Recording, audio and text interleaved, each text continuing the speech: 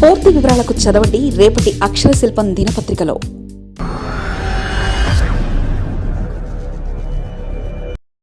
AP బీజేపీకి నాయి, జనసేనకి జై. ఏపీలో బీజేపీకి రాజ్యసభ సీటు లేనట్టేనా?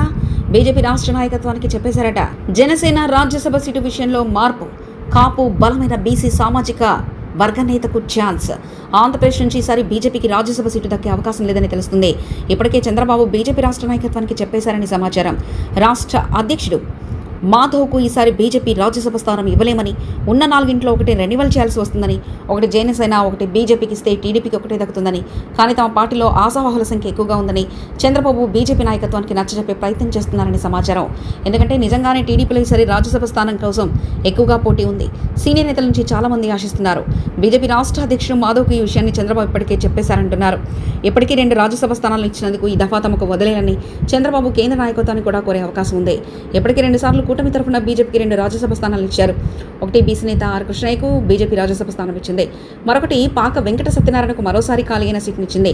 దీంతో ఈసారి తమకు కావాలని చంద్రబాబు పట్టుబడే అవకాశాలున్నాయి. సానా సతీష్కు రాజ్యసభ పదవి రెన్యువల్ చేస్తే ఇక మిగిలేది టీడీపీకి ఒకటే కావడంతో చంద్రబాబు ఈ నిర్ణయం తీసుకున్నారని అంటున్నారు. అయితే చంద్రబాబు నిర్ణయం తుది వరకు అమలవుతుందా లేదా అన్నది అనుమానమే. బీజేపీ కేంద్ర నాయకత్వం గట్టుగా పట్టుబడితే మాత్రం ఇవ్వాల్సి ఉంటుంది.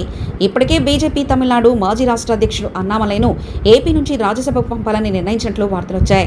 ఈ తరుణంలో ప్రధాని నరేంద్ర మోదీ, అమిత్ షాలు చంద్రబాబు ప్రతిపాదనను సున్నితంగా తిరస్కరించి తమకు అవసరమని చంద్రబాబుకు నచ్చజెప్పే ప్రయత్నం చేయవచ్చన్న టాక్ కూడా పొలిటికల్ వర్గాల్లో నడుస్తుంది. మొత్తం మీద బీజేపీకి ఒక రాజ్యసభ స్థానం ఇస్తారా లేదా అన్నది మాత్రం చివరకు సస్పెన్స్గా కొనసాగే అవకాశాలున్నాయి. చంద్రబాబు ఢిల్లీ పర్యటన తర్వాత మాత్రమే దీనిపై క్లారిటీ వచ్చే అవకాశం ఉంది. అటు జనసేన అధినేత పవన్ కళ్యాణ్ నిర్ణయాన్ని వెనక్కి తీసుకున్నట్లు తెలిసిందే. త్వరలో ఆంధ్రప్రదేశ్లో 4 రాజ్యసభ స్థానాలు ఖాళీ కానున్నాయి.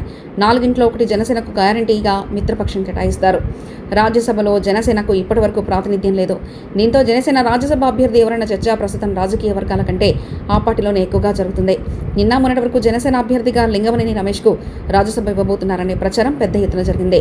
చంద్రబాబుకు పవన్ కళ్యాణ్కు లింగమనేని రమేష్ సన్నిహితుడు కావడం, పారిశ్రామికవేత్త కావడంతో ఆయనకు గ్యారంటీ అని భావించారు. కానీ పవన్ కళ్యాణ్ తన మనసు మార్చుకున్నారని అంటున్నారు. పార్టీ క్యాడర్ నుంచి ఎలాంటి సంకేతాలు వస్తాయో అని డైలమాలో జనసేన పార్టీ అధినేత పడినట్లు తెలిసిందే. ఇప్పటికే పార్టీలో తనకి అండగా నిలబడ్డ కాపు సామాజిక వర్గానికి అన్యాయం జరుగుతుందంటూ తీవ్రస్థాయిలో చర్చ జరుగుతున్న సమయంలో లింగమనేనికి రమేష్కు రాజ్యసభ ఇచ్చే సాహసం అధినేత చేయకపోవచ్చన్న అభిప్రాయం వ్యక్తమవుతుంది. 2029 ఎలక్షన్లో కూటమి తరఫున లింగమనేని రమేష్ పోటీ చేస్తే పూర్తి స్థాయిలో జనసేన నుంచి సహకారం అందిస్తామని పవన్ ఇప్పటికే చంద్రబాబుకు తెలియజేసే అవకాశం ఉందని తెలిసింది. తమ కోటాలో రాజ్యసభకు సీటును కాపు లేదా బలమైన బీసీ సామాజిక వర్గ నేతకిచ్చే అవకాశం ఉన్నట్లు సమాచారం. ఒకవేళ లింగమనేని కేటాయించాల్సి వస్తే పార్టీలో అండగా ఉన్న సామాజిక వర్గం దూరమయ్యే అవకాశం కూడా ఉందన్న అభిప్రాయం ఎక్కువగా వినిపించింది. దీనివల్ల పవన్ కళ్యాణ్ తన నిర్ణయాన్ని మార్చుకుంటారని పార్టీలో సైతం తీవ్రమైన చర్చ నడుస్తుంది. కమ్మ సామాజిక వర్గానికి చెందిన లింగమనేని రమేష్కు రాజ్యసభ పదవి ఒకటి ఇస్తే తప్పుడు సంకేతాలు వెళ్తాయని పవన్ భావిస్తున్నట్లు చెప్తున్నారు. ఇప్పటికే టీడీపీ తోకపాటి అని వైసీపీ విమర్శలు చేస్తున్న తరుణంలో ప్రజల నుంచి కూడా వ్యతిరేకత వచ్చే అవకాశం ఉన్నట్లు అధినేత పవన్ కళ్యాణ్ తన నిర్ణయాన్ని మార్చుకుంటారని, కాపు లేదా బీసీ బలమైన సామాజిక వర్గానికి రాజ్యసభ సీటు కేటాయించాలని పవన్ కళ్యాణ్ నిర్ణయం తీసుకున్నట్లు కూడా వార్తలు వస్తున్నాయి. మరి జనసేన రాజ్యసభ అభ్యర్థి ఎవరనేది మాత్రం చివరి వరకు పవన్ తేల్చే అవకాశం లేకపోవచ్చు. మరిన్ని కథనాల కోసం సబ్స్క్రైబ్ చేసుకోండి మీ అక్షర శిల్పం. పూర్తి వివరాలకు చదవండి రేపటి అక్షర శిల్పం దినపత్రికలో.